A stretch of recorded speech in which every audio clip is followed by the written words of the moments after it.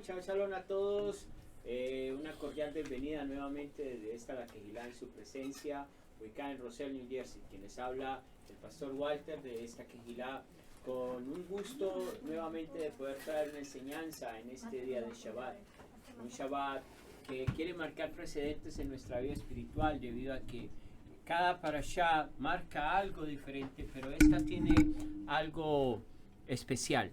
Estamos a víspera de los Moadim de otoño y en el que más cerca estamos, que será el día 6 de septiembre a 7 de septiembre, que estaremos celebrando la festividad o el Moadim de Yom Teruah.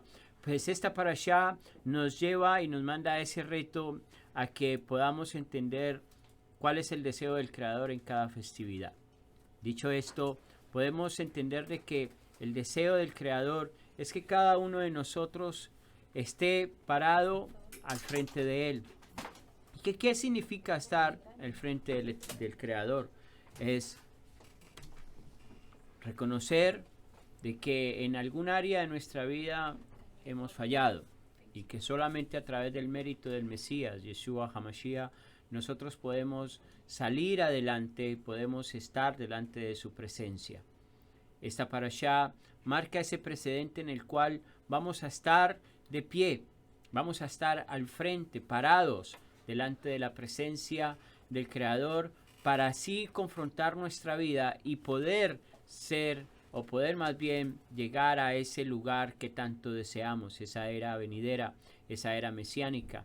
Y esta parashá nos lleva a ese concepto, poder comprender de que en algo de nuestro caminar podremos fallar y así no podremos de pronto entrar a esa era. Pero tenemos, Baruch Hashem, esa misericordia divina de que podemos ingresar si hay un arrepentimiento genuino, si verdaderamente en nuestro corazón existe el teshuvat original, retornar a la esencia del Creador para no errar más.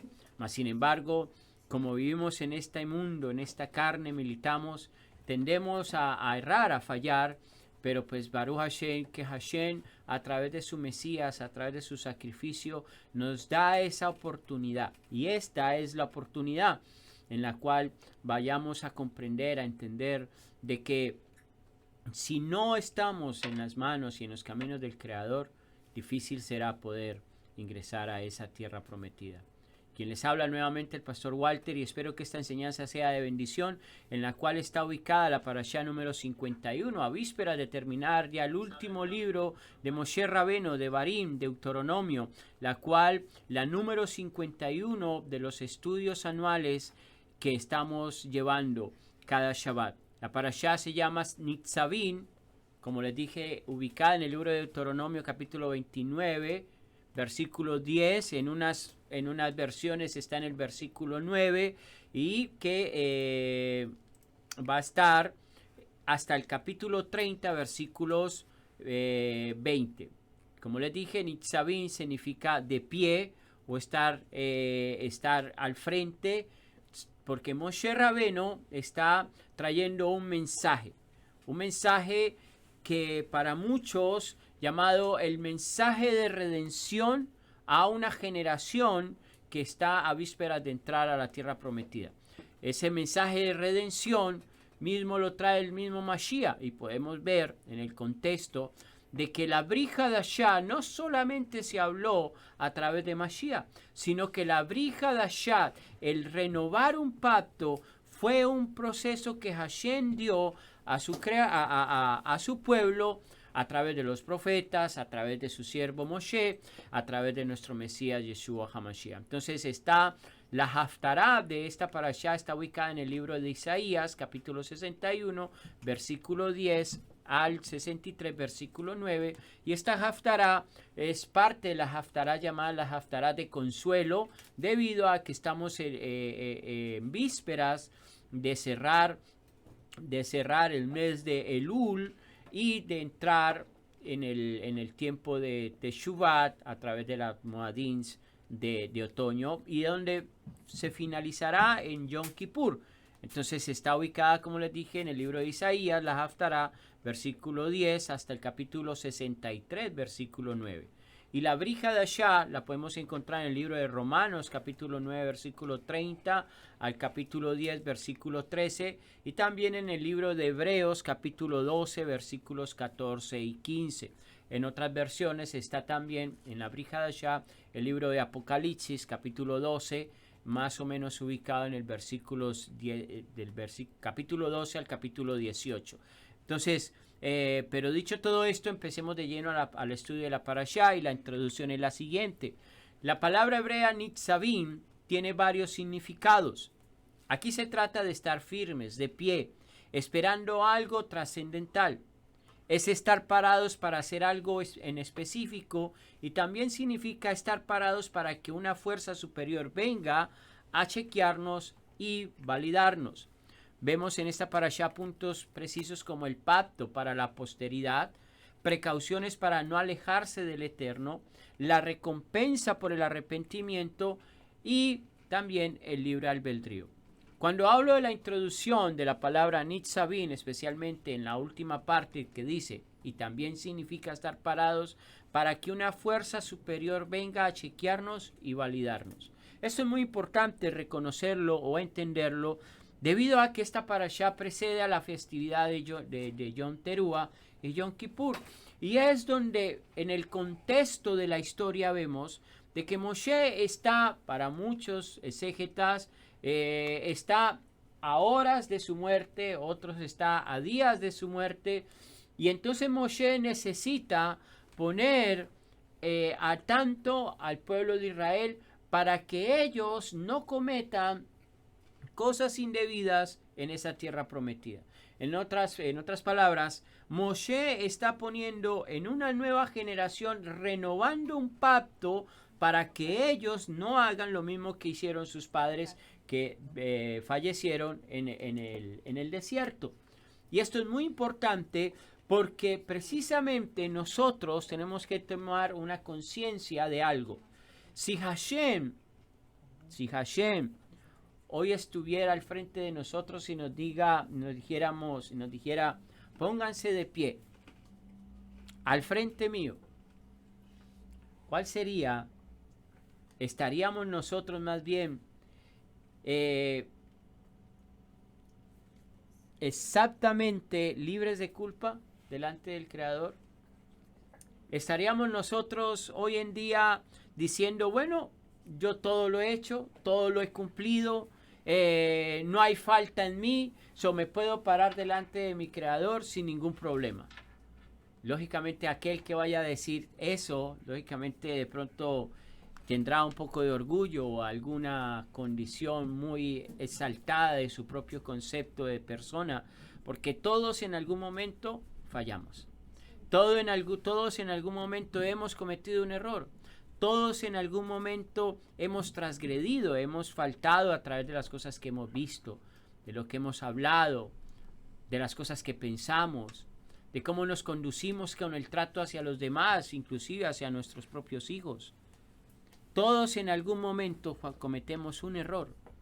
Y decir de que todo lo he cumplido y que puedo estar bien delante del Creador, creo que sería demasiadamente peligroso.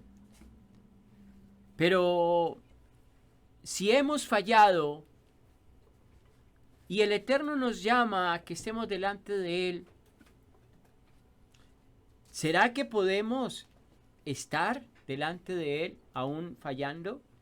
Precisamente esta parashá nos lleva a ese reto, y no solamente al reto de reconocer de que hay algo que está dentro de nosotros inadecuado y que eso inadecuado no nos deja acercarnos a nuestro Creador. Es precisamente que este tiempo de Yom Teruah a Yom Kippur nos da al Creador esa oportunidad de reconocer nuestros errores y poder en Yom Kippur estar aceptos, poder de que nuestro cuerpo, este templo, pueda ser purificado para que así el Creador pueda morar en nosotros. Entonces, para empezar, vamos de lleno a Deuteronomio capítulo 29, versículo 10. Dice, hoy ustedes están parados, todos ustedes delante de Yahweh su Elohim, sus jefes de sus tribus, sus ancianos, sus jueces y sus oficiales, todos hombres de Israel. El 11. Junto con sus pequeños, sus esposas y sus extranjeros aquí con ustedes en su campamento, desde el que corta su leña hasta el que saca su agua. Entonces aquí vamos a marcar un precedente. No hay excepciones. Todos, exclusivamente todos, están delante ¿de quién? De Hashem. Lo interesante aquí que es Moshe el que está hablando, y Moshe es ese mensajero del Eterno para traer este mensaje antes de ellos entrar. Lo mismo que está pasando con el Mashiach, manda el mensajero en el cual nos da las palabras para que nosotros podamos a través del mensajero acceder al lugar donde o a la tierra donde él había prometido. Entonces esto es muy importante porque Hashem siempre mandó mensajeros para que su pueblo reconociera cuál es la condición, cuál es la actitud o cuál es la intención con la que el hombre camina en esta tierra. Porque eso solamente lo conoce el Creador. Pero el Creador necesita que el varón, el ser humano, le manifieste sus intenciones. Eso se llama una tefilá honesta. Ser honestos en nuestra tefilá cuando caminamos delante de cuando caminamos en este tiempo presente. En otras palabras, yo sé que Hashem conoce mi caminar, pero también sé que he fallado y que he errado. Si yo cuando estoy delante de mi Creador no reconozco mi falencia, entonces ¿qué es lo que estoy haciendo? Estoy mintiéndole a mi Creador. En otras palabras, mi arrepentimiento no es genuino. El mensaje primordial de esta parashá, de estas parashás que hemos estado viendo, se enfoca en que cada uno tiene una finalidad en su propia existencia y a la vez una parte en la comunidad. En otras palabras, caminamos individualmente hablando. ¿Por qué? Porque yo tengo que tomar soy responsable de mis propios actos, pero a la vez también soy un ayudador de mi prójimo, de la persona que tengo al lado. Si yo camino solo sin importar el dolor o las circunstancias que está pasando mi prójimo, entonces, ¿de qué me sirve decir que conozco a mi Creador? Cuando soy una persona ajena a las necesidades del otro, a los dolores del otro, ¿sí? Entonces, no estoy conociendo al Padre, porque el Padre nunca hizo una exclusión de personas, inclusive ni con Israel, que lo llamó la niña de mis ojos, mi hijo amado. Entonces, ¿cuánto más nosotros debemos de reconocer de que algún hermano está pasando alguna necesidad, alguna circunstancia? Yo estoy de pie con mi hermano en esta circunstancia. Ahora, en la expresión todos ustedes, se incluye a todo el pueblo sin importar su calibre espiritual, desde las cabezas, líderes de tribus, los infantes, las mujeres, los extranjeros, prosélitos, hasta el escalón más bajo, a saber, el leñador o el aguatero. Todos están congregados para hacerlos pasar por el pacto de su Elohim. O sea, no hay una exclusión absoluta. ¿Por qué? Porque ahí está poniendo inclusive hasta el extranjero. Ahora bien, ¿con qué fin? ¿Con qué fin Hashem quiere que todos estemos parados al frente de él? Con el fin o con el propósito de hacer Abodá Hashem, el servicio al Eterno. El Eterno Hashem dio sus pactos con un propósito de que fuéramos servidores de él en la tierra. Y esto lo podemos ver en la vida de Adán, el primer hombre. ¿Cuál fue el propósito de Adán en la tierra? Que él gobernara para que la presencia de Hashem estuviera en medio de todos. Hubiera un control absoluto del rey. Por eso la festividad de Yom Teruah no es una festividad ni nada más ni nada menos, sino de que el rey necesita estar parado porque necesita ser entronado nuevamente. En esta festividad, o cuando vemos el texto de la festividad de Yom Teruah, es el rey que necesita ser coronado por su pueblo. Si miramos bien el texto, podemos mirar que pareciera que tuviera una contradicción. ¿Por qué? ¿Cuál era la intención de Moshe al decir que están todos juntos, pero continúa inmediatamente dividiéndolos por categorías? Además, ¿cuál es el objetivo de enumerar las distintas clases de hebreos desde el superior hasta el más pequeño? Y luego de haber sido incluidos todos en el término, todos ustedes están juntos. Entonces aquí hay dos explicaciones que puse. A todos ustedes significa todos como uno. Y B, cada uno tiene su propia tarea, misión específica, cada uno según su estatus y momento de la vida. Cada uno tiene una misión personal, pero cada uno tiene una tarea o una misión específica en lo exterior con tu prójimo. Entonces, en el primer momento que te vuelves empático hacia las condiciones de tu prójimo, es en el primer momento que comienzas a alejarte de tu creador. Porque cuando Hashem nos llama como una familia. Nos llama para que haya una unidad, para que haya una fortaleza entre unos y otros. Pero en el primer momento que nosotros nos volvemos... Mire cómo es esto. Cada vez, vamos a ponerlo de esta manera. ¿Qué pasó con Korah? Cuando Korah no quiso ser parte de la familia, se rebeló ¿contra quién? Contra Moshe. ¿Qué hizo Hashem contra aquel que se rebelaba contra Moshe, que era el representante de Hashem aquí en la tierra? Lo separaba, era cortado. Tú no puedes estar junto a mí, porque si no reconoces la autoridad de mi siervo, no me reconocerás a mí. Porque esto no se trata de posiciones, se trata de ser parte de la familia. Ahora bien, a esto podemos plantearnos otra pregunta.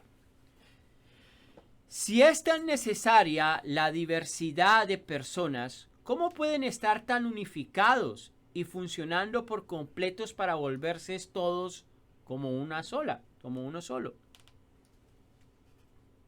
La respuesta radica: ustedes están parados firmes hoy juntos ante el eterno su Elohim. ¿Qué quiere decir esto? Que cada uno tiene asignada su misión divina especial según su estatus y momento de vida. De esta manera, cuando cada uno, sin excepción, lleva a cabo la misión a él asignada, se alcanza la unidad completa del cuerpo, todos como uno. En otras palabras, que cuando todos trabajamos en la misma unidad, en el mismo caminar, en el mismo sentir, nos volvemos uno en Hashem. Por eso Mashiach dice: Padre, oro para que ellos sean uno, como yo soy uno contigo. Mira, Padre, ninguno de los que me has dado se ha perdido. Todos están en tus manos. Oro para que ellos sean unos como yo soy uno contigo. O sea que una de las prioridades de Hashem es que Israel, el pueblo judío, el pueblo hebreo, por decirlo de esta manera, seamos uno. Por eso Mateo 24 lo dice enfáticamente: si 2 o 3 se ponen de acuerdo en mi nombre. No es en Yahshua, no es en Yahushua, no es en Jesús, no es en Jesús, es en su nombre, y su nombre hebreo es Yeshua. Si la Cajal de Israel, mesiánica por decirlo de esta manera, porque tenemos que aclarar que el judaísmo no ha aceptado al Mesías, no todos. Si nosotros que conocemos al Mesías no podemos estar en la unidad del nombre, Entonces, ¿qué más podemos esperar? Si solamente en ese concepto del nombre del Mashiach no hemos podido estar unidos, entonces la misión divinamente especial dada a cada roé, a cada pastor, a cada moré, cada maestro, no la está llevando bajo el precepto de que Mashiach nos habló. Si 2 o 3 se ponen de acuerdo en mi nombre, entonces, por favor, no hay unidad en el cuerpo del Mashiach. Y si no hay unidad, no hay manifestación divina. Lo que hay es misericordia, que es otra cosa. Por eso no hay cambios. Sí, allá la hermana, por favor. Entonces, cuando allí dice que cuando 2 o 3 están reunidos en mi nombre, es en el nombre de Yeshua, no en el nombre del Padre. Sí, es el nombre de Yeshua, no es en el nombre del Padre. Porque Yeshua es la puerta que nos lleva al Padre. O sea, Él es el que nos abre, su nombre es el que nos abre esa dimensión espiritual para llegar al Padre. ¿Sí? Entonces, si 2 están orando, intercediendo, y uno está diciendo en el nombre de Jesús, y el otro en el nombre de Yahshua, y el otro está diciendo en el nombre de Yeshua, aunque esté diciendo el nombre correcto, pero si tiene 2 que estén diciendo el nombre incorrecto, no está pasando nada. No hay unidad. Y Él no puede estar en un lugar donde no hay unidad. Ya me dice que no se escuchó la pregunta. La pregunta que hicieron aquí es que el nombre era el nombre del Padre o el nombre de Yeshua. Entonces la respuesta es el nombre de Yeshua. ¿Sí? Ahora bien, en Efesios capítulo 4, versículo 2 en adelante dice: siempre sean humildes, mansos, pacientes, soportándose los unos a los otros en amor, haciendo todo esfuerzo por preservar ¿qué? La unidad que el Rúa da por medio del poder sellador ¿de qué? Del Shalom. En otras palabras, ¿qué es? ¿Quién da el sello de la unidad? El Shalom. O sea, el Rúa, viene el Rúa, pero el Rúa sella con Shalom la unidad. Y dice, hay un cuerpo y un Rúa. Así como cuando fueron llamados ¿a qué? A una esperanza. Hay un Adón, una confianza, una inmersión. Y un Elohim, el Padre de todos, quien gobierna todos, pero que gobierna sobre todos, obra por medio de todos y está en todos. Entonces, para que haya una unidad genuina, entonces tiene que haber, hasta ahora estamos viendo 2 factores. Uno, que todos oremos en el nombre del Mesías, en un solo nombre, no en 3, no en 4.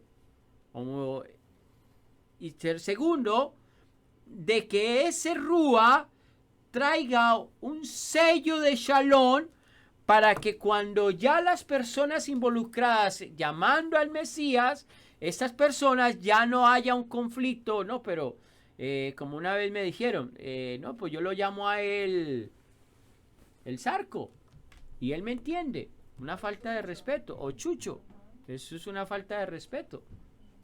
Él me entiende porque así lo conocí. Entonces, es cierto, nosotros conocimos a un Jesús, como los hermanos de José también conocieron a su hermano llamándolo Sefer Panea.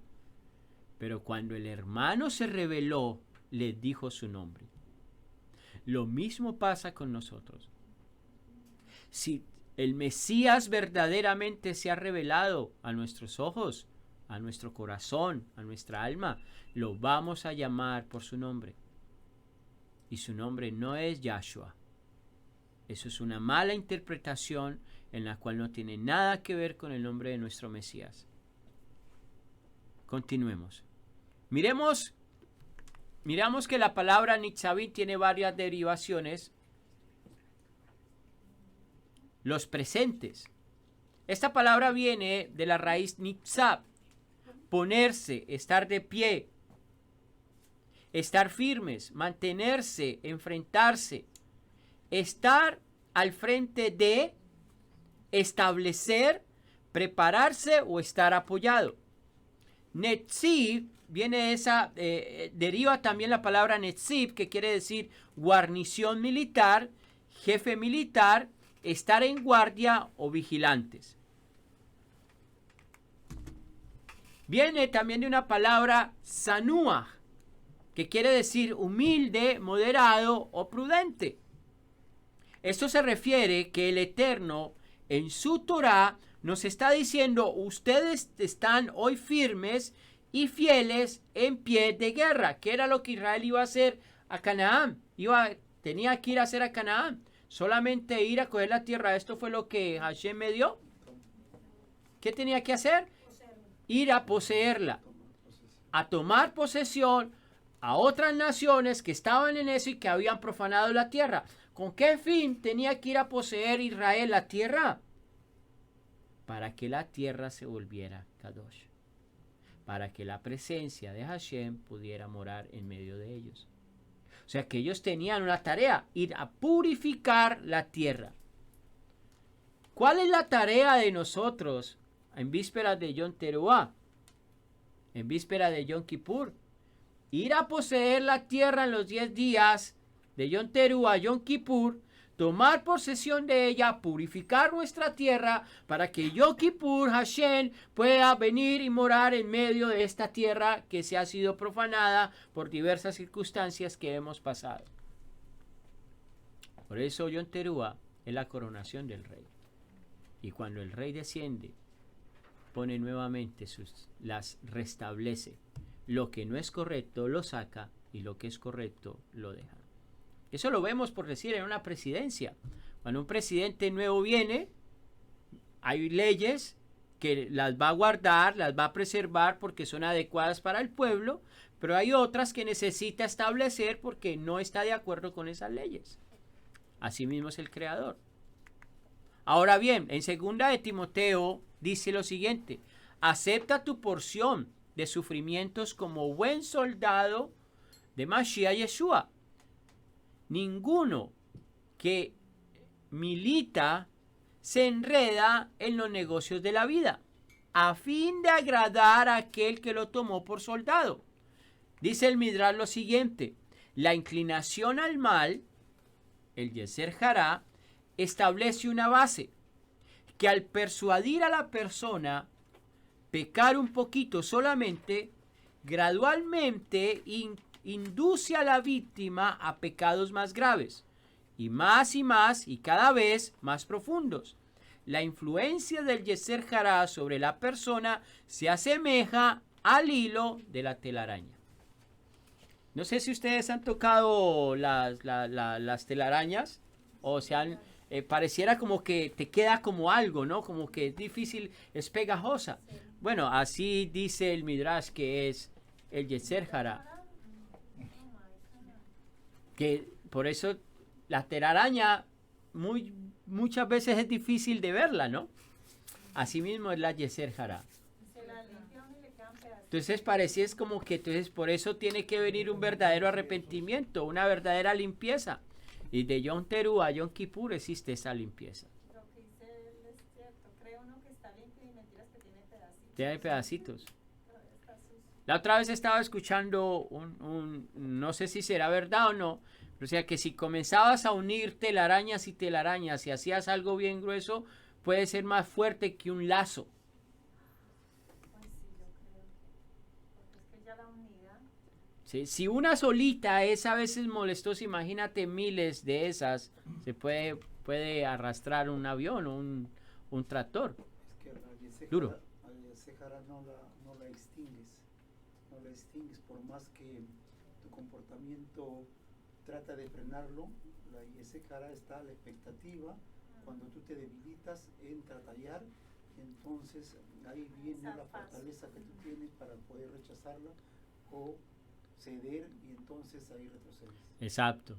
Sí, entonces poco a poco está ahí, ¿no? O sea, la Yeser Hará es un ente negativo que está dentro de nosotros, ¿ok? Pero esa Yeser Hará no se va a activar hasta que yo no cometa una infracción para que ella se active.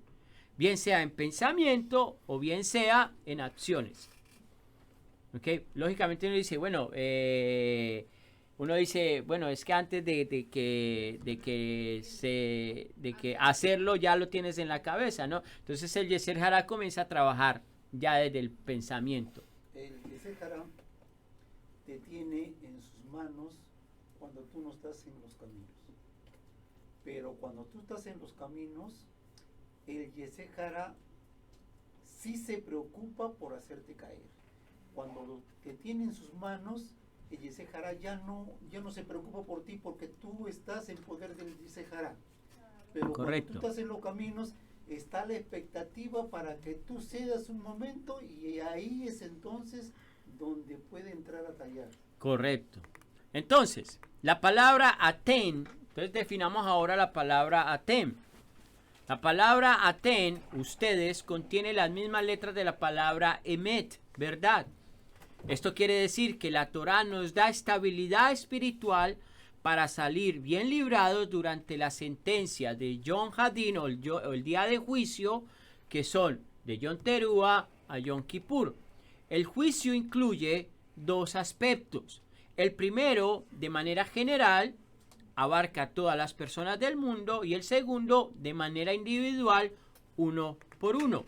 De aquí se entiende que cuando el pueblo de Israel pasa delante del Eterno, está entrando en un pacto con el Creador y no con el hombre.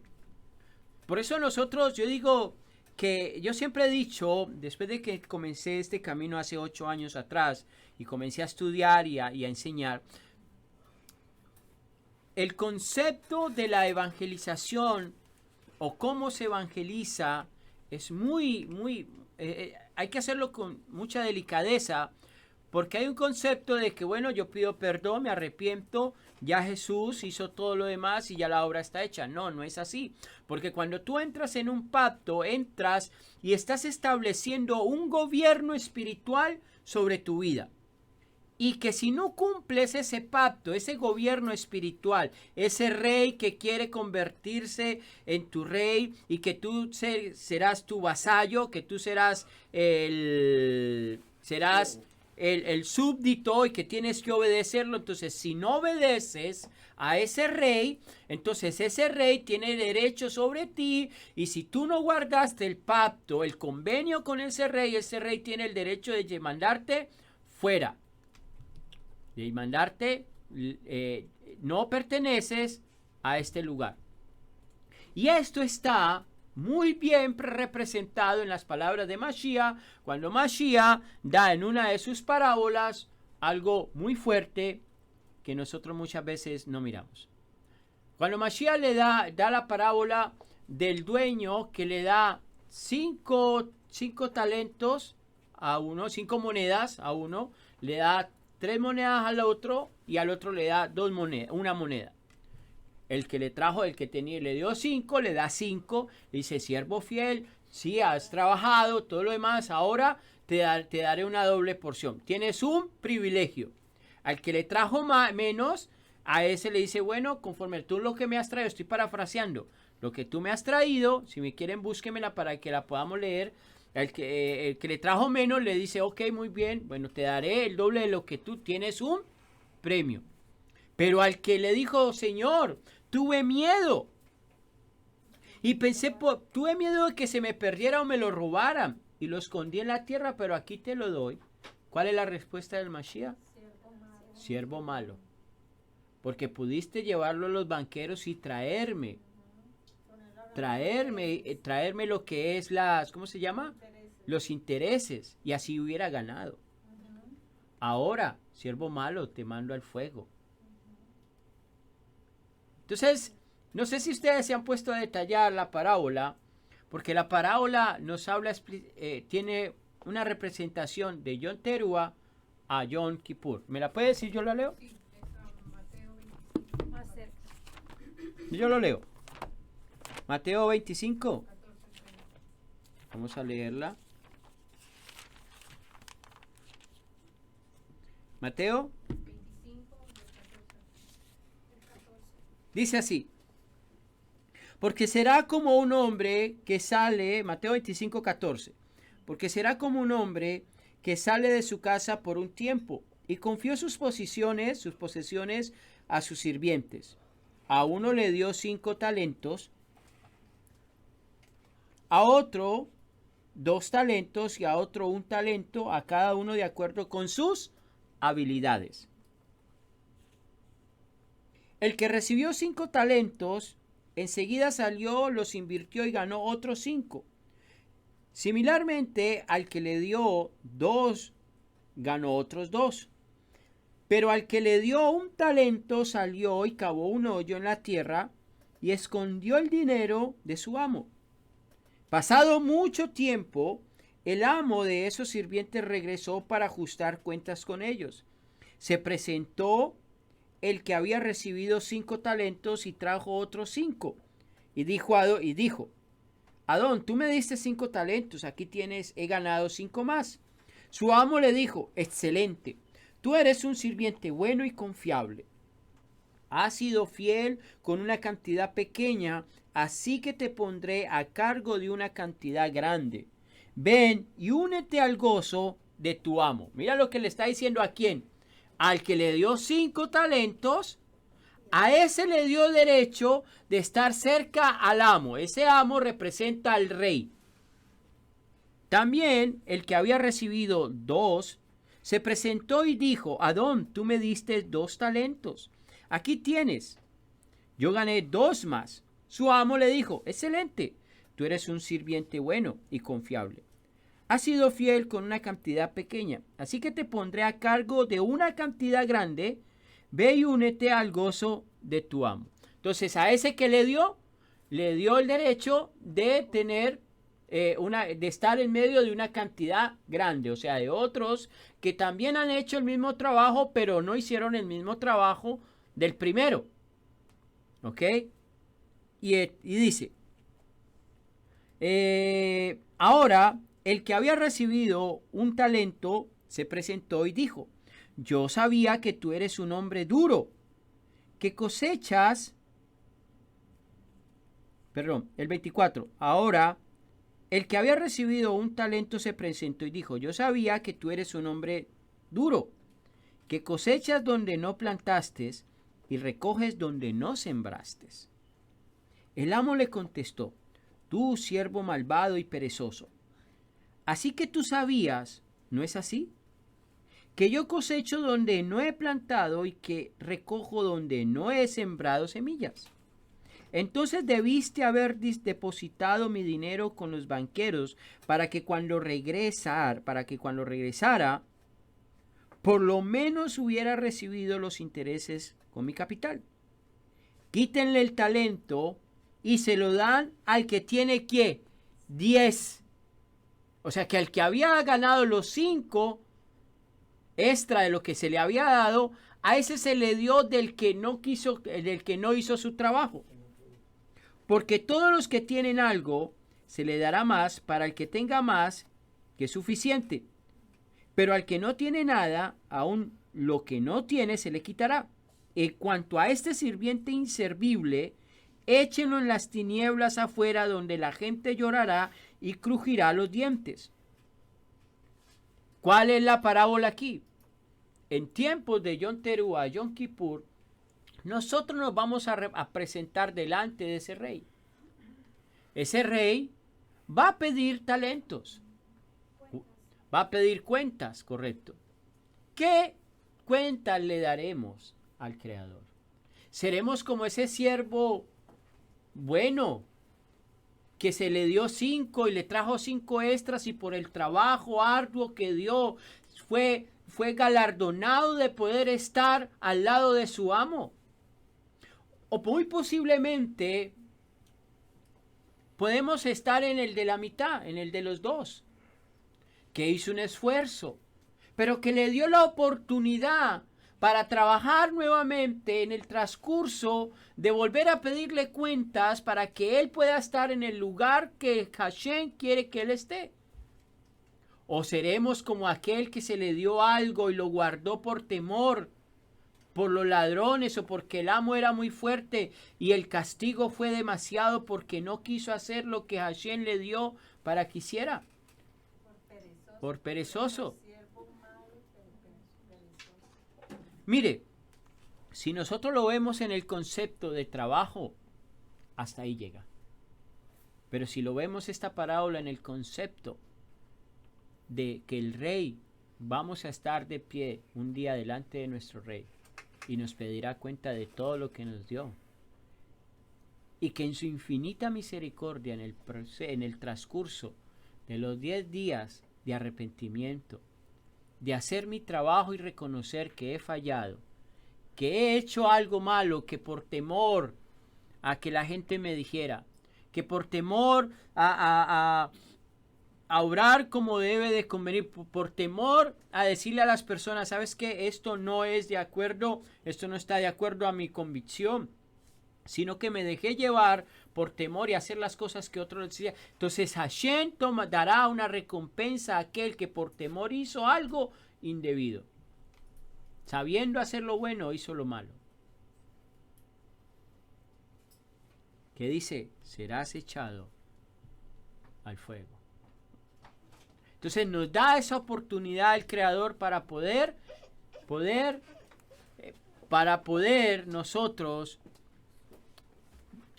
tener un arrepentimiento, reconocer alguna falencia y así poder enmendarla, limpiar nuestro cuerpo, limpiar este templo para que Hashem como Rey pueda gobernar sobre nuestras vidas. Ahora, ¿cuál es el pacto que Yahweh hace con sus hijos? ¿Cuál es el pacto que Hashem hace con sus hijos? Nosotros tenemos en uno de los pactos la Brit Milá, en hebreo es circuncisión, pero resulta interesante observar que la palabra usada por los judíos en todo el mundo no es Milad, sino Brit. Entonces vamos a dejar la Milad por un lado, sino que nos vamos a enfocar en el Brit.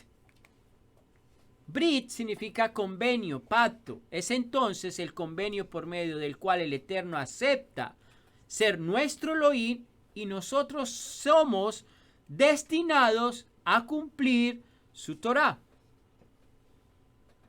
Entonces, ¿qué es lo que está haciendo Hashem cuando cuando ellos están de pie? Está restableciendo el Brit, un pacto con una generación que va a entrar a una tierra que está está profanada. Y que Hashem no puede habitar en una tierra profanada. El valor numérico de la palabra Brit es 612, Brit Milá, todo completo, Brit Milá. Lo que implica, según la Gemara, que la Mishvah de la Brit Milá es equivalente e importante al resto de los 612 Mishvot. Además, su misión acarrea la más severa de las penas, la muerte.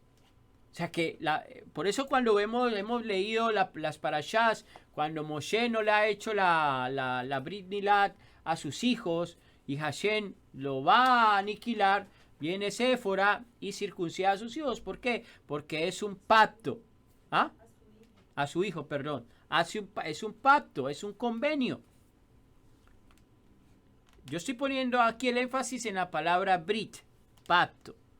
Porque pacto entonces es convenio por medio del cual el Eterno acepta ser nuestro Elohim y nosotros somos destinados ¿a qué? A cumplir sus misbots, sus mandamientos. Ahora bien, entonces encontramos que a todo lo largo y ancho de la historia, de las historias descritas en la Torah, el Eterno ha hecho pactos con el hombre que están sujetos ¿a qué? A acciones y a señales. Ejemplo, el pacto de Elohim con Noé después del diluvio. ¿Cómo se llamaba ese pacto? ¿Del qué? ¿Del arco iris? Sí, del arco. Del arco. La Brit Milá o la circuncisión es el pacto de Elohim con Abraham. El Shabbat y el Shema son otros pactos entre el hombre y el Eterno. Entonces, Nitzavim nos habla de los pactos hechos y por definición un pacto entre el Eterno y el hombre, lo cual es un compromiso entre ambas partes. Por eso es tan importante esta parashá. ¿Por qué? Porque ahora nosotros estamos a vísperas de estar delante de nuestro rey en Yom Teruah. Y que restableceremos nuevamente el pacto a través de nuestro Mashiach. ¿Para qué? Para no romper más este pacto, porque si lo entendemos de esta manera, el rey toma posesión de sus súbditos y toda palabra que salga de nuestra boca será juzgada, para bien o para mal. Por eso vemos, están parados todos ustedes delante de Yahweh su Elohim.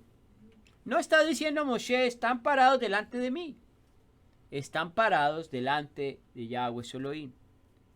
El propósito es que ustedes deben entrar en el pacto de Yahweh su Elohim. Este verso es importante, porque Moshe les está diciendo, el propósito de ustedes es que ustedes, deben entrar en el pacto de Yahweh su Elohim. ¿Por qué Moshe les dice que ese era el propósito que ellos debían entrar en ese pacto? ¿Por qué Moshe le dice a ellos que ellos debían entrar en ese pacto? Porque se tenían que presentar purificados a Yahweh. Puede ser, sí. Pero era la única garantía, porque era la única garantía que ellos tenían. Perdón. No, dígame. Pena. No, yo decía que porque él ya sabía que ellos iban a fallar y yo creo que lo quería ¿cómo se dice? Ayudar. Exacto.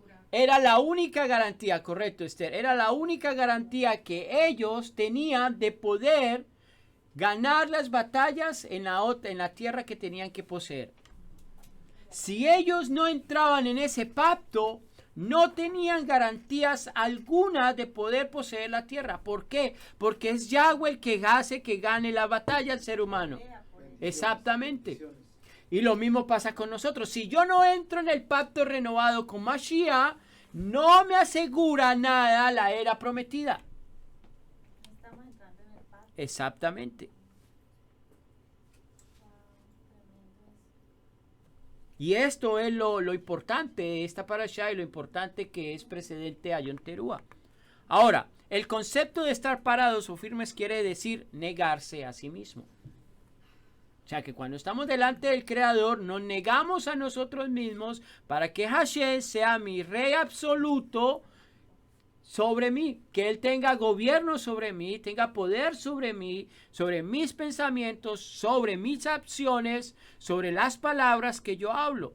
En Mateo 16:24 dice, entonces Yeshua dijo a sus talmidín, si alguno quiere venir en pos de mí, niéguese a sí mismo, tome su estaca de ejecución y sígame constantemente. Y en Jeremías 31:31, aquí están los días. Los días vienen, dice Yahweh, cuando haré un nuevo pacto con la casa de Israel y con la casa de Judá. No será como el pacto que hice con sus padres cuando los tomé de la mano y los saqué de la tierra de Misraim, porque ellos por su parte violaron, ¿qué? Mi pacto. ¿Por qué ellos, qué pasó cuando ellos violaron el pacto? ¿Por qué Jeremías está hablando de esto? Porque cuando ellos violaron el pacto fueron sacados de la tierra. Mira qué importante, no guardar un pacto, no tienes derecho en la tierra de tu creador. Te expulsa. Estás bajo el gobierno de otro rey. El gobierno del mundo. No tienes ningún derecho de cenar en la mesa del rey. Esto es muy importante. 33. Porque este es el pacto que haré con la casa de Israel después de esos días, dice Yahweh. Yo ciertamente pondré mi Torah dentro de ellos y la escribiré en sus corazones. Yo seré su Elohim y ellos serán mi pueblo. ¿Por qué el corazón? Porque hermano. Correcto. Pero ¿qué representa el corazón en las escrituras? Es este miembro que bota y bota y bota y bota sangre, que emana la vida de él literalmente. ¿O de qué corazón está hablando? Corazón de nuestros pensamientos. La mente.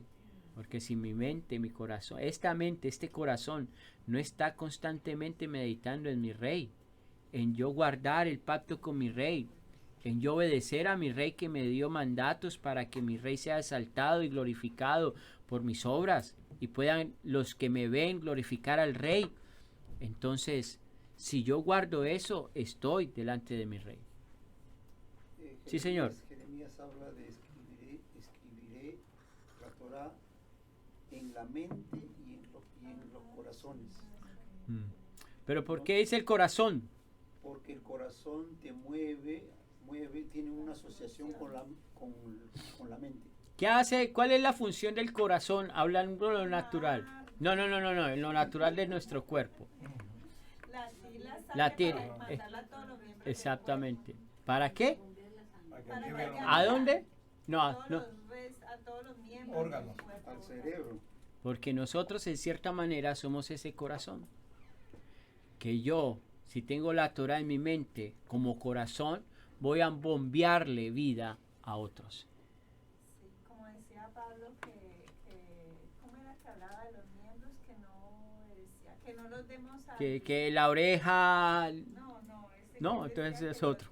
que los damos como al hacer lo malo. Los miembros de nuestro cuerpo los usamos para hacer lo malo y no En Romanos 8 habla de los miembros, ¿ok? Entonces, el texto de Jeremías es que, en el contexto de Jeremías es que se vuelvan de hacer el mal. Entonces, ¿qué significa el pacto? Corregir al pueblo. Porque Hashem dio sus pactos porque el pueblo necesitaba ser corregido. ¿Por qué en el tiempo del profeta Jeremías? Porque en el tiempo del profeta Jeremías, la conciencia del pueblo era torcida o corrupta. Por eso necesitaba corregir al pueblo. En Oseas 6:6 dice, porque lo que yo deseo es misericordia, no sacrificios, conocimiento de Elohim, más que ofrendas quemadas. Pero ellos, así como los hombres transgredieron mi pacto, han sido infieles en sus tratos conmigo. Entonces, el deseo del Creador a través del profeta Jeremías era corregir al pueblo de sus transgresiones para que ellos volvieran a estar nuevamente unidos con su Creador. Ahora, ¿cómo estaba compuesto Israel? Dice así, de acuerdo al texto estaban las cabezas de las tribus, las 12 tribus de Israel, los varones, las mujeres, los ancianos, los niños, y se encontraban los extranjeros que se habían sumado a las tribus de Jacob. Los niños representan aquel que entra en el camino pero que todavía es muy inmaduro. Acuérdense que el niño inmaduro espiritualmente, de que el niño tenía una responsabilidad después de el varón, niño varón, después de los 12 años, una responsabilidad, sí, espiritual. Pero aquí muchos hablan de que no está hablando de un niño menor de 12 años, porque ese niño menor de 12 años está todavía está en un periodo de formación espiritual, por decirlo de esta manera. Aquí está hablando no de un niño literal pequeño, sino de un niño espiritualmente hablando.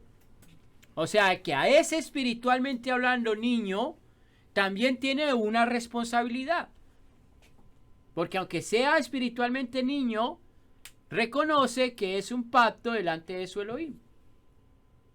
¿Por qué? Porque Hashem no lo obligó a que entrara en el pacto, lo hizo por convicción. Por eso nosotros no podemos obligarle a nadie, niño espiritual, a que haga un pacto con Hashem. Mire, yo le voy a decir esto y lo digo con temor y temblor, como dicen. Cuando estábamos nosotros en la cristiandad, fácilmente salíamos a hacer pacto sin darnos cuenta verdaderamente la responsabilidad en lo que entrábamos. Y si tú te pones a hacer un análisis de todo el tiempo, de tanta gente que ha hecho pactos, vas a ver, esto es un número que yo más o menos meditaba por la experiencia de las personas con las que yo conviví en el cristianismo. Más o menos el 70%, 70-80%, si es que no es más, pongo el 80 como por poner un número, porque creo que fue más. El 70 al 80% de los que eventualmente hacían pactos cada domingo, hoy en día no están ni siquiera en los caminos. Es coincidencia de que esa persona inmadura, por decirlo espiritualmente, después de hacer un pacto, esa persona al no guardarlos hoy esté fuera del camino y haciendo las obras de la carne y no las del espíritu. Eso no es coincidencia, porque Hashem, aún hasta el más infantil, él toma en cuenta sus pactos. ¿Por qué? Porque no es el hombre el que hace pactos con Hashem, es Yahweh y ya dio sus pactos. Pero cuando hay una mala enseñanza, ahora me podrán decir, bueno, por ignorancia pecamos. Sí, es cierto. Por ignorancia las personas tienen perdón. Por pecados cometidos en ignorancia, claro que sí. Hay una misericordia sobre esa persona especial. Pero esa misericordia no quiere decir de que lo va a despertar el Creador, no. La misericordia es que Él tome conciencia de su error, pida perdón, renuncia a eso que salió de su boca para que esas palabras no lo sigan atando en un camino no adecuado que Hashem no le dijo a él que lo siguiera. El pueblo sufre por falta de conocimiento. Exacto, el pueblo sufre por falta de conocimiento. Entonces, en esos días hablaba con una persona y me decía, no, pero yo reprendí, yo corté, yo hice pacto, y le dije, mire, ¿sabe qué? Más bien, usted que se tranquilita, si me permite hacerle una corrección, se lo voy a decir. Pero nosotros no tenemos poder de ni siquiera reprender a nadie. De decretos, ¿no? Ni decretar. El único que tiene poder de someter cualquier autoridad espiritual negativa es Yahweh. A través de Mashiach nosotros le pedimos a Yahweh que lo haga. Dígame, don César. Sí, cuando nosotros nos ponemos frente al Eterno, no solamente vamos a ser responsables de todas nuestras transgresiones involuntarias que no hayamos pedido perdón. Y si nosotros no conocemos cuáles son las transgresiones involuntarias, entonces vamos a caer en omisión.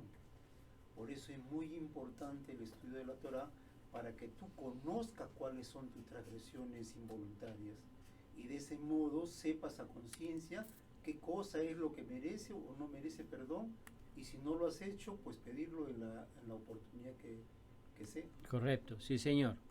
Ahora bien, esto nos enseña que este pacto incluían a los que no habían nacido todavía, lo cual puede compararse con la oración de Yeshua en Juan capítulo 17-20. Mas no ruego solamente por estos, sino también por los que han de creer con perfecta fe en mí, por la solemne declaración que de mí ellos darán,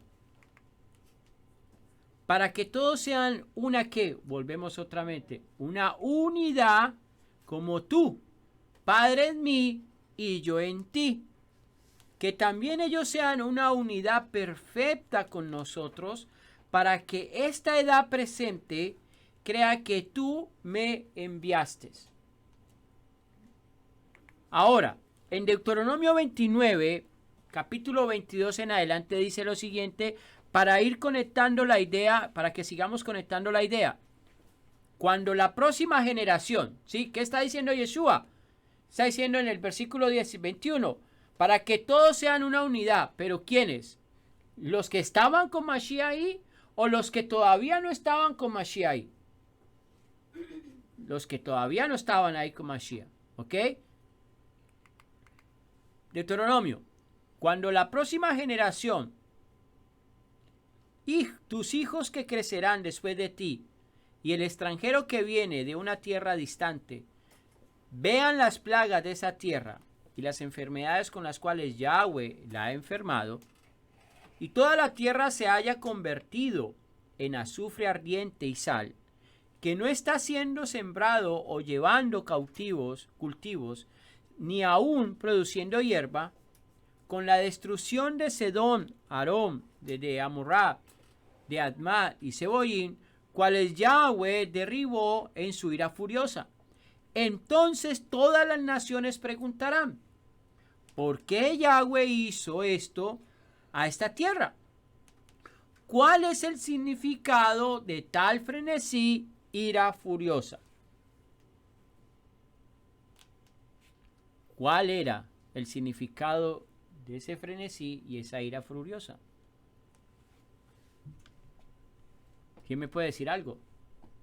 Mientras que me tomo mi cafecito. ¿Ah? Por la desobediencia. Porque no guardaron el pacto. ¿Qué pasó después de la muerte del Mesías?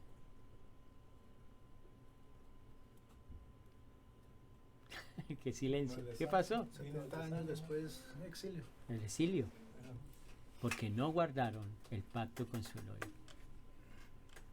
Y hoy en día todavía estamos en un exilio. Por eso que vino Pablo para restablecer. Por eso nosotros entendemos de que Mashiach hace un trabajo. Pero Mashiach no fue aceptado por todo Israel. Y ahí entra lo que dice el hermano Edgardo con lo de Pablo. Porque Pablo ha sido llamado para ser mandado a los gentiles, a lo que esta promesa está diciendo. Entonces Pablo ahora viene a hacer un trabajo en los gentiles. Y acuérdense de esto, vamos a poner una salvedad en esto. Gentil no quiere decir simplemente de que uno que no haya nacido, ¿ok?, en Israel. Gentil también quiere decir aquel que conociendo el pacto se apartó. Ese se volvió gentil. Claro, por eso un judío que no guarda la Torah es un gentil. Aunque haya nacido en Israel, es un gentil.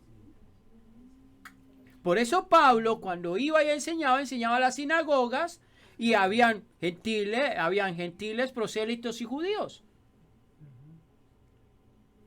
Entonces, el hecho de que hablar de los gentiles, como dicen muchos por ahí, que bueno, los gentiles y todo un poco de cosas que dicen, no, momentico, porque un gentil es aquel también que conoce la Torah y pecó y se apartó de Hashem, te volviste gentil.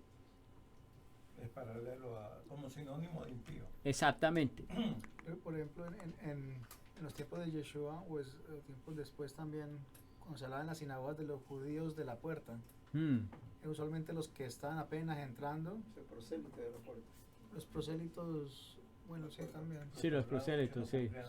Eran más o menos gentiles que estaban acercándose a la Torah. Claro, por eso cuando tú ves a Pablo en el libro de Hechos, ves de que venían prosélitos, habían los justos de las naciones, los prosélitos y los judíos, ¿sí? Y entre más iba subiendo el rango, más se acercaba al judaísmo. Habían unos que de una, por decirlo, los justos de las naciones negaban todo lo que ellos hacían y se convertían de una al judaísmo, y esa era una batalla que había ya históricamente hablando, pero eso no lo vamos a tocar ahora. Ahora, ¿cuál es la respuesta de Yahweh para todos aquellos que se niegan a seguir sus instrucciones y se inclinan ante dioses extraños y costumbres paganas?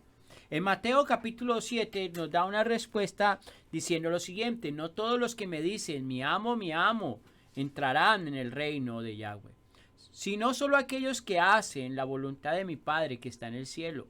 Mira qué palabras más interesantes Mashiach está diciendo. No está diciendo, sino los que hacen mi voluntad, sino la voluntad de ¿quién? El Padre. Del Padre.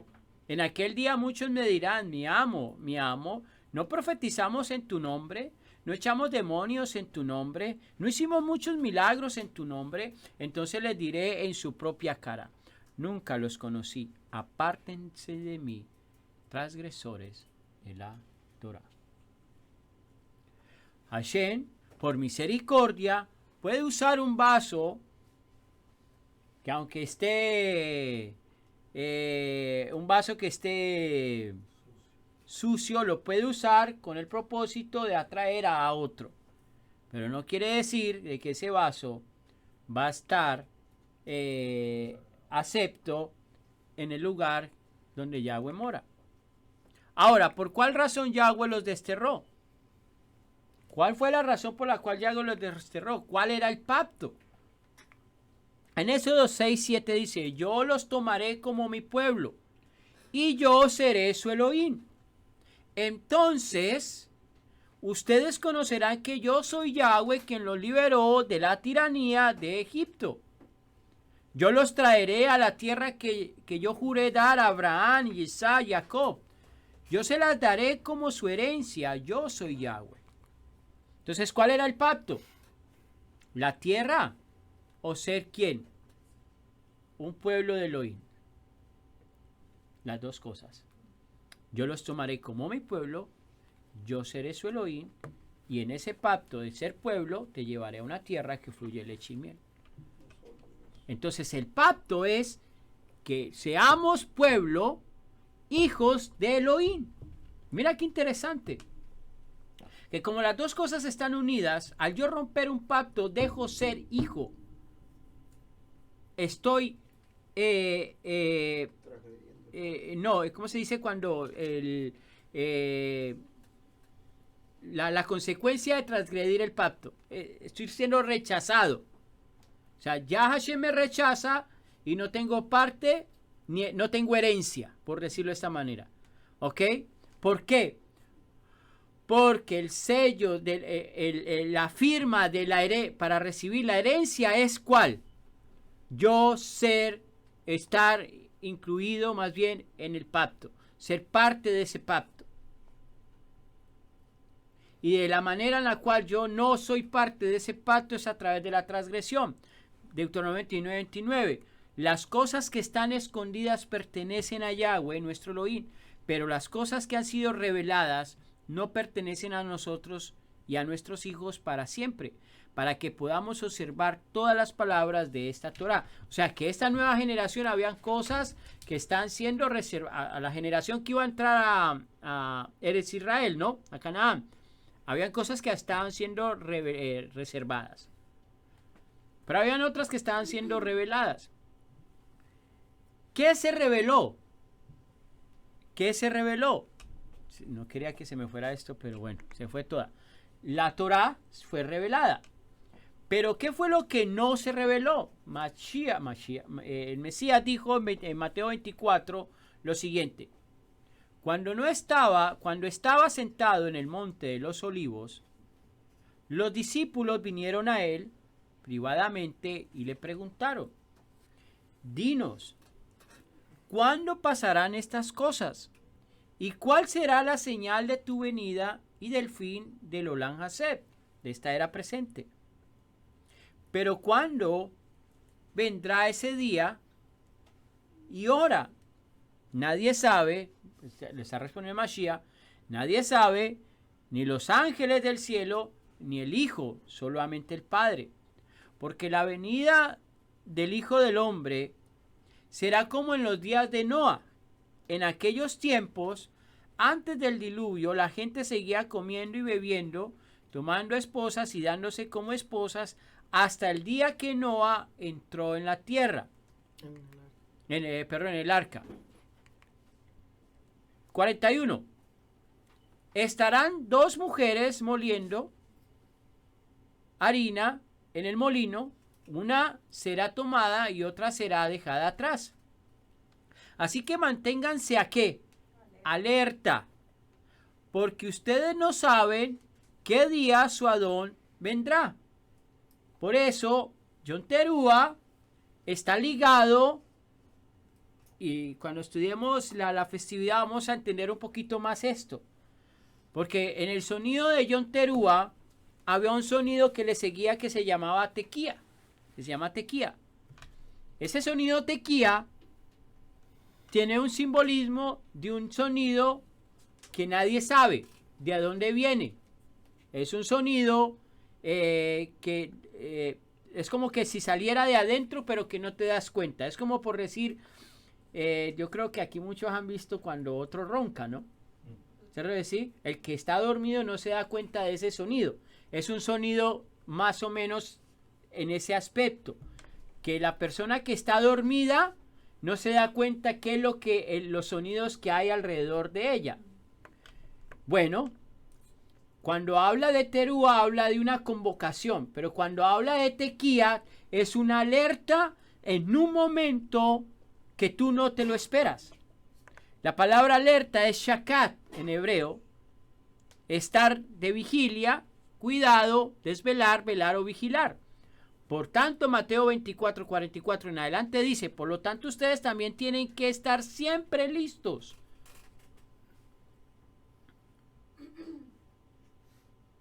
Porque el Hijo del Hombre, el Ben Adán, vendrá cuando ustedes no lo están esperando. ¿Quién es el sirviente fiel y sensato al cual el amo lo pone al mando de su casa para dar comida a los sirvientes en su debido tiempo? Y el 46 dice, le irá muy bien a este sirviente si es encontrado haciendo sus labores cuando el amo regrese. Eso está ligado a Mateo 24, a Mateo 25, que lo leímos ahora. ¿Por qué? Porque estamos hablando de un tiempo de gobierno, un tiempo donde el rey necesita establecer nuevamente su reinado, pero que ese rey celestial necesita gobernar si yo en esta tierra le doy autorización para que él gobierne. Y como yo soy un siervo de Elohim, él vendrá y analizará si yo estoy haciendo el trabajo de ese rey, estoy trayéndole buenos frutos, le estoy trayendo a él buenas ganancias de lo que él me dio a mí confiadamente. Pero ese rey vendrá en un día que nadie sabe, por eso Yom Teruah se habla de un Rosh Hodesh, porque es un día escondido, de estar atentos, de estar alertas, donde él quiere convocar a su pueblo. Es por eso que es por eso que en el contexto podemos entender lo siguiente. Mateo 24:31, y enviará a sus ángeles con un ¿qué? Con un gran shofar, y reunirá a su pueblo escogido de los cuatro vientos de un extremo al otro del cielo. En Primera de Tesalonicenses, por favor, Primera de Tesalonicenses dice, capítulo 5, Primera Tesalonicenses 5:4 dice, pero ustedes, hermanos, no están en tinieblas, para que aquel día los sorprenda como un ladrón. Porque todos ustedes pertenecen, ¿qué? A la luz, por lo tanto pertenecen al día. Nosotros no pertenecemos a la noche o a las tinieblas. Por lo tanto, no durmamos como el resto, en cambio permanezcamos alertas y estemos sobrios. ¿Cómo ligamos Primera Tesalonicenses con Mateo? Sigamos con Tesalonicenses. La gente que duerme, de noche duerme, y los que se emborrachan de noche. Pero ¿cómo pertenecemos al día? Permanezcamos sobrios, viviendo con confianza y amor como coraza y con la esperanza de salvación como casco. Pues no es la intención de Yahweh que suframos su furia, sino que alcancemos la salvación por medio de nuestro Adón, Yeshua el Mashiach. En Yom Teruah el rey necesita gobernar, porque el rey es el que establecerá, pondrá su cetro sobre su súbdito y le dirá, siervo fiel, sobre lo poco me has sido fiel, sobre lo mucho te pondré, pasa y estés al lado de tu rey. Pero siervo infiel, Por cuanto has sido infiel sobre lo poco te pondré, y te quitaré lo poco y se lo daré al que le di mucho. Al que poco se le da, aún de lo que tenga se le quitará. ¿Están entendiendo el concepto de Yom Teruah? Yom Teruah no es una festividad de celebración este año. Lo tenemos que cambiar, porque el concepto de Yom Teruah es que Hashem necesita ser el rey. Y el rey viene para poner control y volver a acomodar todas las cosas nuevamente. Sí. Para aclarar, sino que dices que Hashem necesita ser el rey y el rey viene, entonces se entendería como que Hashem es el que viene. Ok, correcto, muchas gracias. Cuando hablamos de eso es que Yeshua es el representante. O sea, que Yeshua necesita, al Yeshua ser rey, es como si Hashem estuviera gobernando. Entonces voy a hacer una salvedad más bien a la corrección que me está diciendo Gina, es cuando el rey Yeshua venga a gobernar, lo hará en representación de su padre y tomará el gobierno y todas las cosas que Yeshua en el nombre del rey superior dice que se hagan, se van a tener que hacer. ¿Por qué? Porque ese rey mayor, el rey poderoso, Yuhei Bajei, le está dando poder a Yeshua y le da el gobierno, le da potestades, le da todo bajo su control. Y todo aquel que se vuelve súbdito de Yeshua es súbdito de Hashem. Es lo mismo que pasó con el egipcio que le dio poder a Josué, a José. Mientras que yo no esté aquí, tú serás como Faraón. Tú tendrás el poder. Todo lo que decidas se hará. Pero si yo estoy aquí, yo seré el rey. Es lo mismo que pasa con el... Dale, Juan.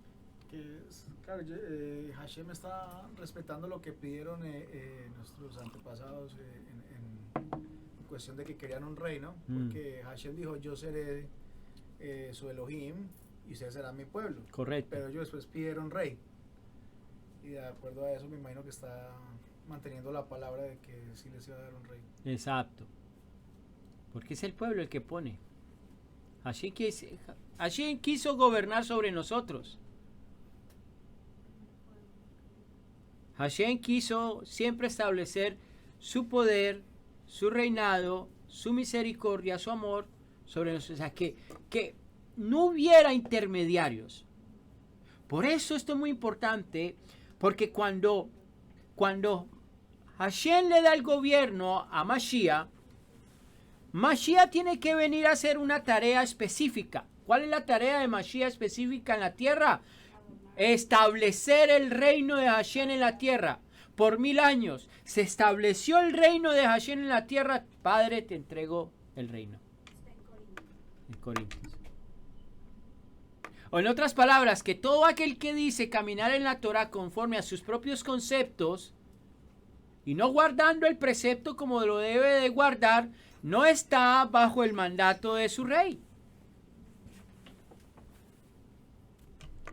Ahora bien, Deuteronomio 31 dice, cuando el tiempo llegue, es que todas estas cosas caigan sobre ustedes, ambas, la bendición y la maldición que yo les he presentado delante de su rostro.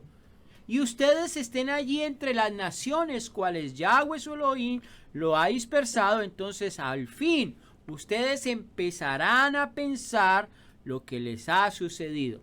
Ustedes se acuerdan cuando el profeta Esdras comienza a leer la Torá. Esto es lo mismo que está pasando. Comienzan a llorar porque se habían olvidado de los pactos con su creador. 2.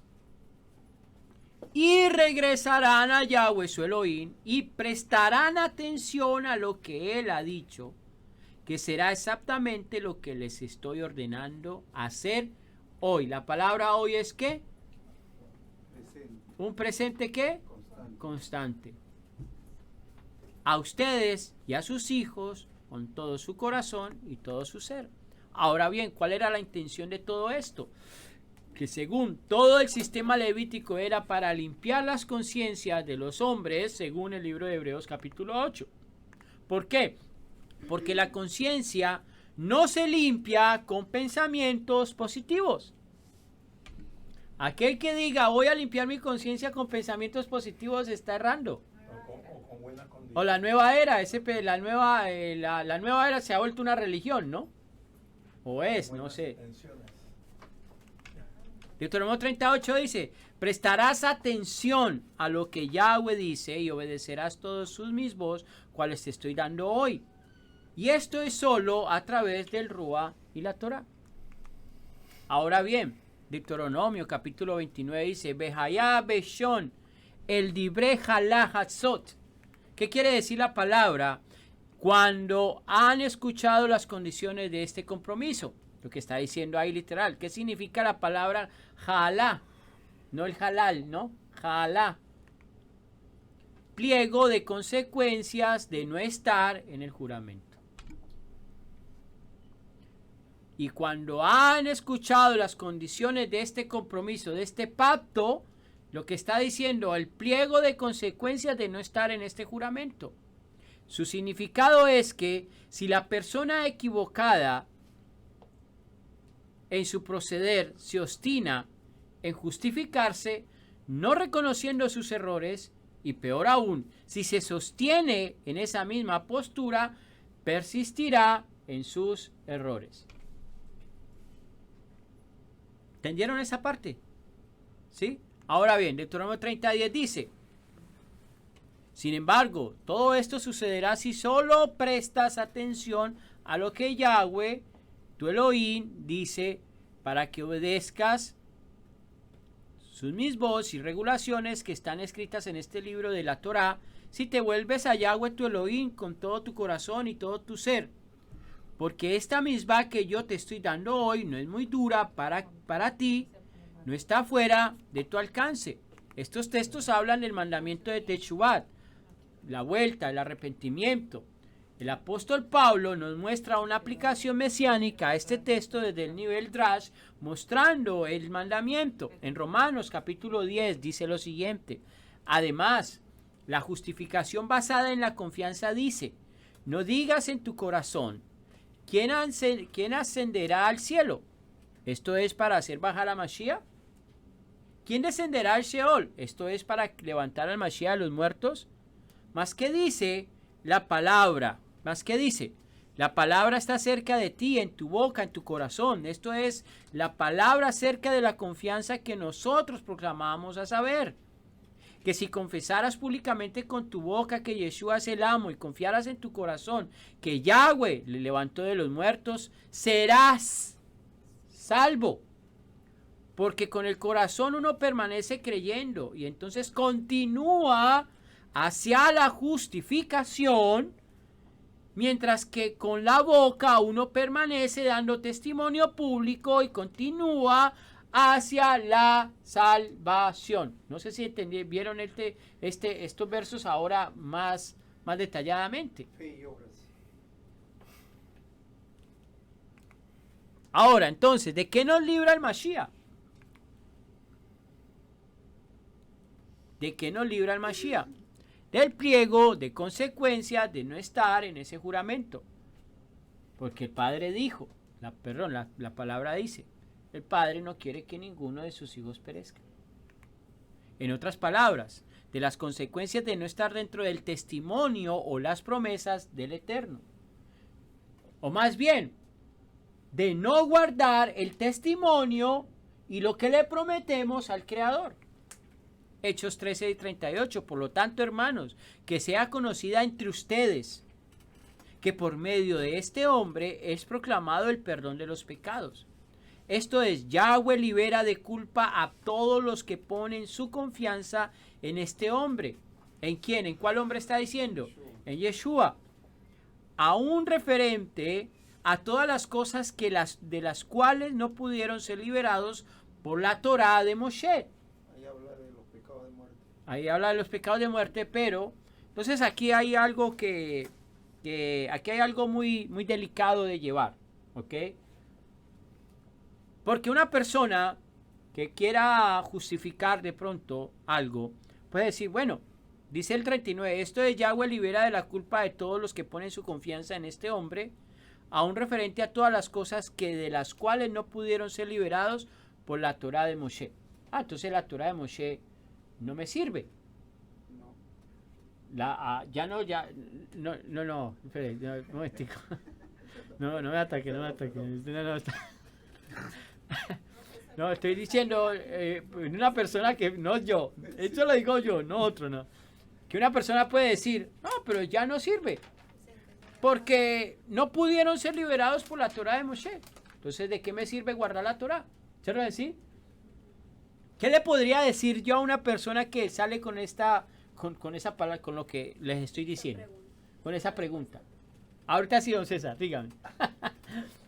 No, cuando dice la Torá de Moshe se está refiriendo al sistema levítico, en cuanto a que el sistema levítico solamente comprendía el perdón de los pecados no intencionales.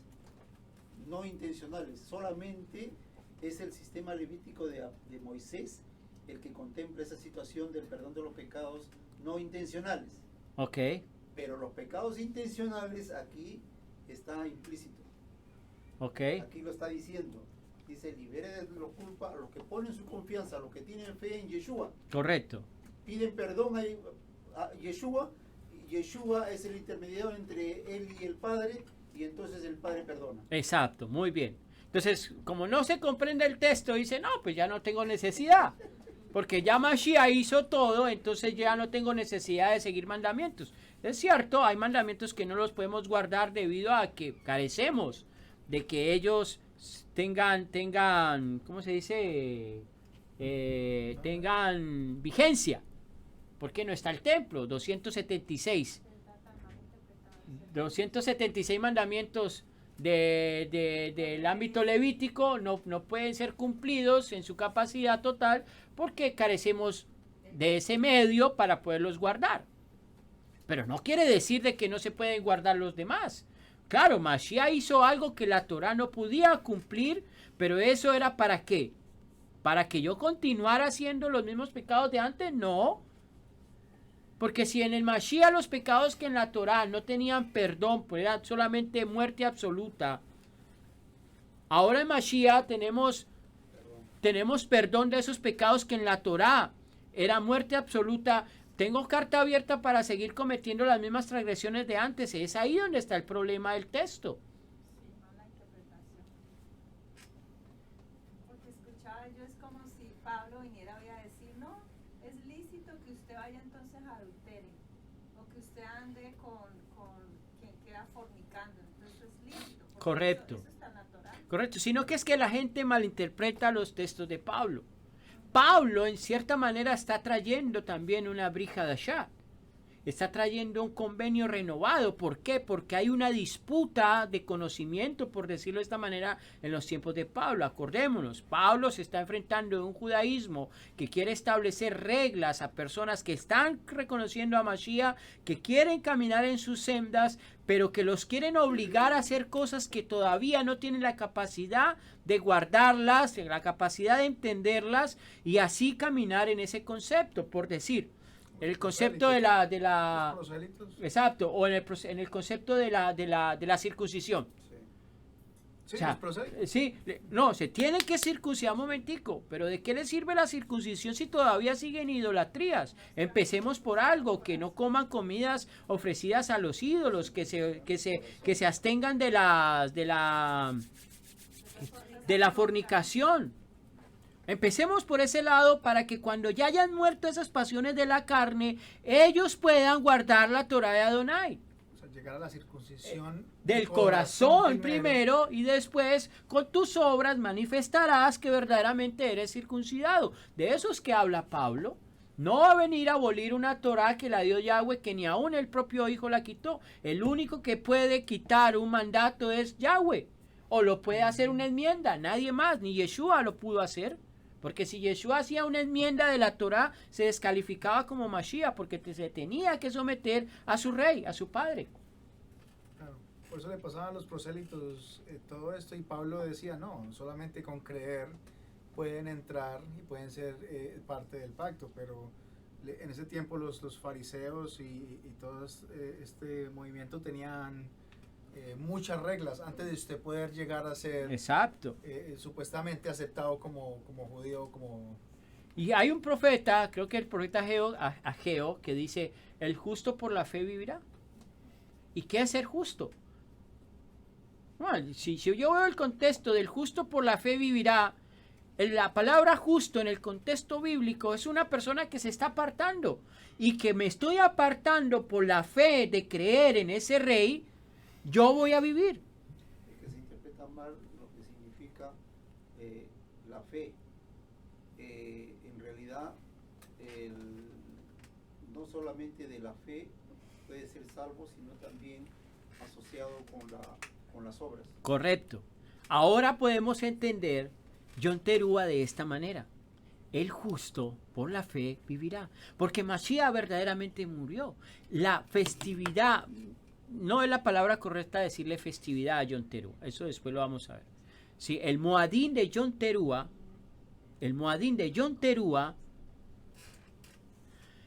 ahora en nuestro tiempo, es esa oportunidad que tenemos de reconocer delante de nuestro Mashiach, para que Él lleve nuestras súplicas al Rey Padre Todopoderoso, Creador del cielo y de la tierra, y nosotros poder tener una purificación de cuerpo, como dice el libro de Hebreos capítulo 9, que nuestras conciencias serán lavadas.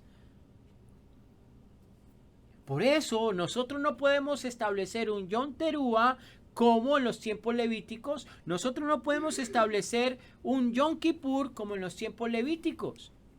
Porque todo tenía una regulación conforme al templo.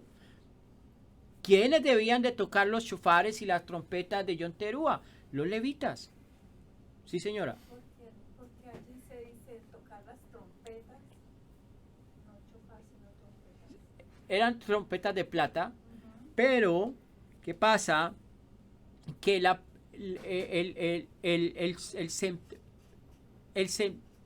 el sonido que emana de ese instrumento es llamado teruah. El sonido, no la trompeta. La trompeta tiene otro nombre. Lo que sale de la acción del levita, ¿sí? El sonido, la melodía es teruah. ¿Ok? Entonces, en la época después de la reconstrucción del templo, en los tiempos de Esdras y todo lo demás, se ponen las dos trompetas y se pone el cuerno, el shofar. ¿Con qué fin? Eso tiene un fin muy, muy importante, que eso lo vamos a ver en el estudio de Yom Teruah. ¿Por qué? Porque la trompeta tenía un sonido que llamaba a unirse, a convocación. Pero el sonido del shofar tenía un fin de perdón. Y el shofar se tocaba solamente en Yom Kippur, se tocaba en los que era en los Rosh Hodesh, y se tocaba en el año de Shemitah o en el año del jubileo, cuando todo volvía a su posición nuevamente. Dale, Juan. Que estaba leyendo un midrash que hablaba de que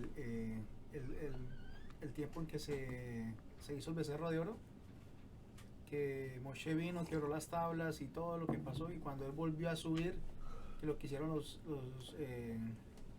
que hizo todos los pueblos ahí en ese momento fue tocar el shofar en sol del perdón, de acordarse de ese momento, de ese pecado tan grande que hicieron en ese momento, y sonaban el shofar en son de perdón mientras Moshe subía otra vez al monte. Imagínense. Entonces te das cuenta de que shofares y trompetas tienen un significado, ¿no? Uno es convocación y shofar era de perdón. ¿Ok? Entonces en la época ya la reconstrucción del templo, después de Esdras, de Ezequiel y todos ellos, el shofar se sonaba. Lo que pasa es que la palabra trompeta y shofar en el hebreo tiene una similitud en cierta manera, pero ya pues eso lo veremos en el estudio, ¿no?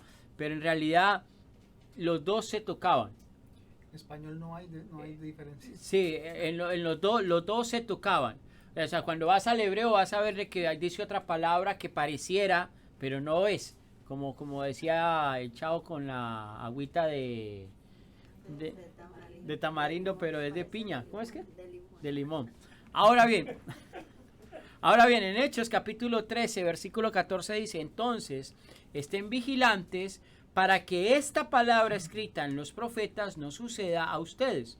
Ustedes burladores, miren, maravíllense y mueran. Porque en el propio tiempo de ustedes, yo estoy haciendo una obra que sencillamente ustedes no creerán, aun si alguien se las explica. ¿Qué quiere decir esto? Que el sistema de expiación registrado en la Torá, a través de sacrificios de animales, no garantizaba la transformación ética y moral del penitente. Por eso cada año tras año tenía que seguir siempre el mismo ritual de sacrificios.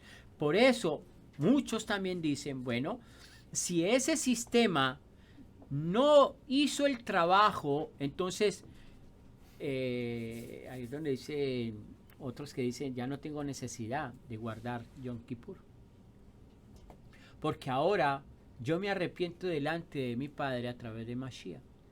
Ya no tengo que hacer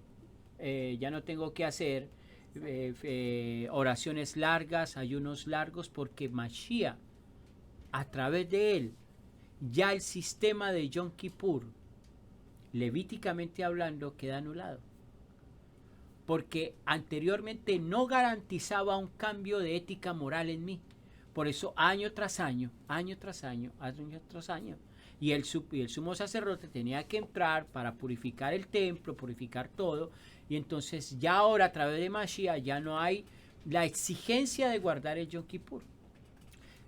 Si yo lo veo en ese contexto literal, puedo decir, bueno, tiene razón. Pero eso no me garantiza a mí que un día tan solemne que está marcado en la Torá no sea propicio para yo hacer algo para mi propio bien.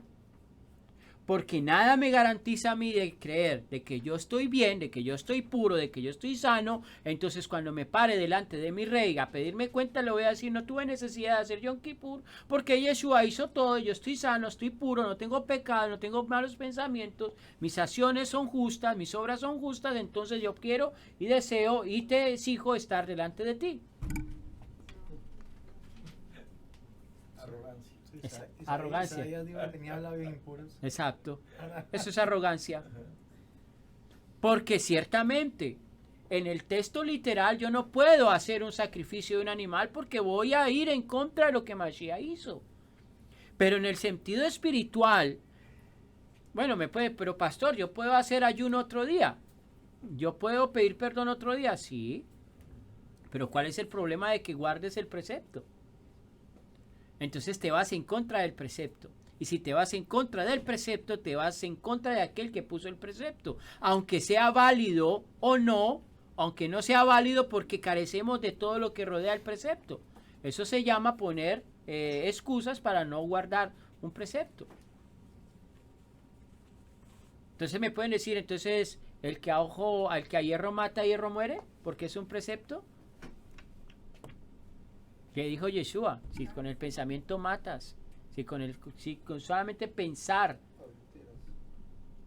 ya estás adulterando, entonces no entramos en la ecuación de estar delante de Hashem. Es ahí donde yo siento, y esta es mi percepción, de que muchos se equivocan. Aquellos que dicen de que no es necesario guardar el Yom Kippur,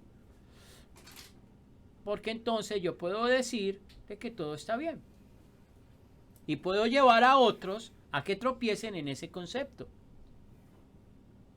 Yo y esta comunidad guarda los Moadim del Eterno. No la exigencia y las regulaciones hechas del segundo templo por Gilel y todo el convenio de judíos en la diáspora. No, porque hay regulaciones que nosotros no podemos guardar. ¿Por qué? Porque tenemos un conocimiento de Mashiach, pero hay cosas que sí las podemos hacer. Pero lo más importante es buscar el énfasis espiritual de la festividad para yo guardarla, para yo obedecerla, para ponerla por obra y darle gloria a mi rey. ¿Cuál es el problema en yo teruá darle gloria a mi rey Yeshua? Él va a venir a gobernar en esta tierra.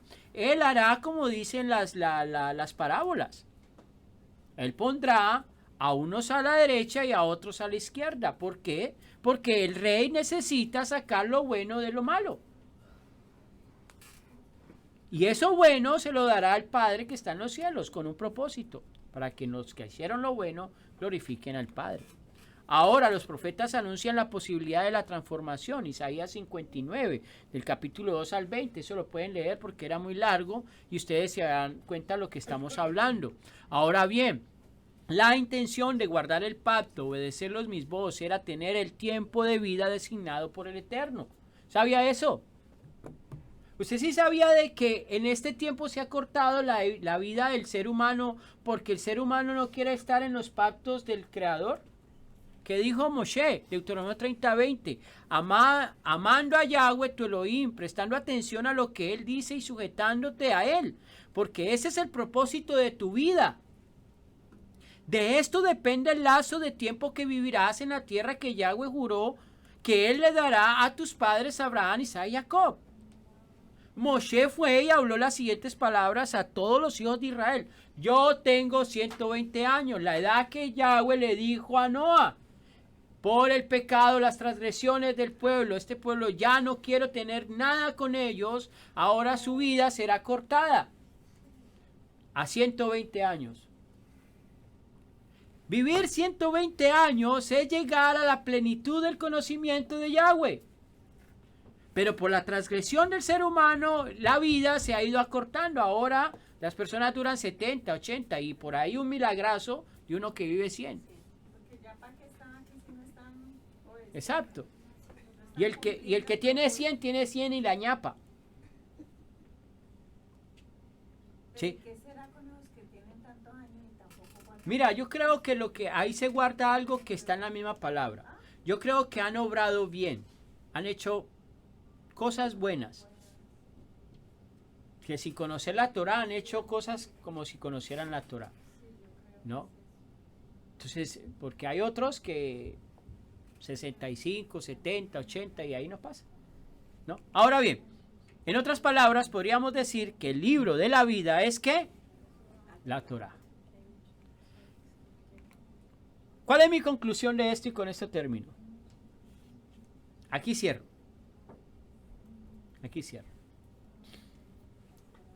En otras palabras, podríamos decir que el libro de la vida es ¿qué? La Torah. Mi conclusión es, cada uno de nosotros debemos de considerar quién realmente es. Un pueblo que no debemos de estar inestables, sino mantener la estabilidad espiritual. No a un día ser K2, santo, y otro día ser impuro. Por esto debemos de ser disciplinados, mantener el ritmo de nuestra elevación, porque el mundo nos lleva a la inestabilidad. Un consejo en el Pirkei Avot, en el libro de los dichos de los padres, dice que seamos constantes en el estudio de nuestra Torá para mantener el ritmo de la espiritualidad y no caer en inestabilidades. Son dos caminos, la vida o la muerte, ante el cielo y la tierra. Como testigos, la Torá nos aclara las dos alternativas. Tal vez en el trayecto no es muy aparente el destino al que lleva a caminar uno al otro, pero su destino es así de definido. Parece extraño que tenga que sugerirnos o ayudarnos en esta elección los consejos del Eterno, pero es que a veces elegimos el camino no por su destino final, sino porque en los caminos de la vida es lo más fácil, elegir según el aquí y el ahora. Por esto es que la Torá necesita darnos una elección. Escoge la vida. Espero en el Creador que haya sido de bendición esta enseñanza del día de hoy. Espero que esta Moadín, si estás guardando las fiestas o es primera vez que guardas las Moadín, lo guardes bajo el concepto de que Hashem, a través de su Mesías, quiere gobernar tu vida, quiere ser tu rey, quiere caminar contigo y establecer el patrón de vida y formar un patrón de vida nuevo en el cual tú te estás introduciendo. Espero en el Eterno también de que hayas entendido el concepto del pacto, de guardar tus palabras, de guardar tus juramentos, de que tu palabra, cuando es un sí, siempre siga siendo un sí, de que cuando digas un no, siempre siga siendo un no, que seas estable en tus palabras delante de tu Creador y que no por tus emociones y tus sentimientos vayas vayas a la ligera diciendo cosas que no debes de decir y haciendo pactos que no debes de hacer, porque ya el Eterno hizo sus pactos. Ya no hay otro pacto más sino el que hizo a través de nuestro Mashiach.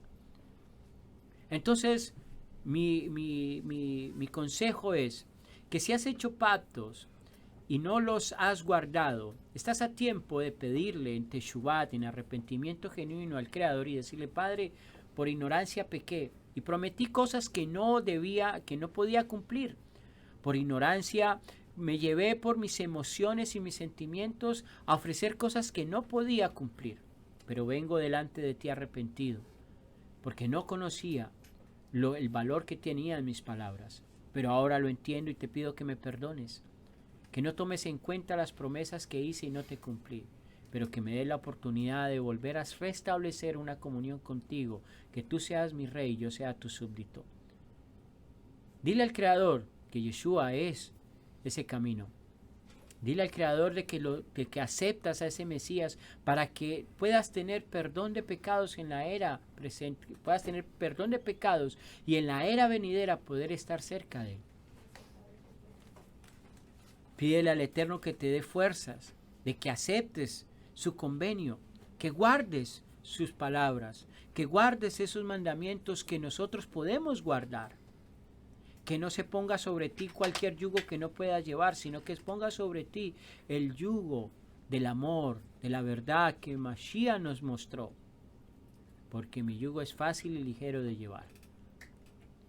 Que sea bueno ante tus ojos, que el Eterno te haya bendecido por este estudio y por esta enseñanza. Y espero que esta semana en la cual empezamos, los días de arrepentimiento, para llegar a Yom Kippur, el Eterno pueda escuchar tu voz, tu gemido de arrepentimiento y retornes a la esencia de nuestro Creador. Quien les habla, el pastor Walter de la Keilah, en su presencia. Shabbat Shalom.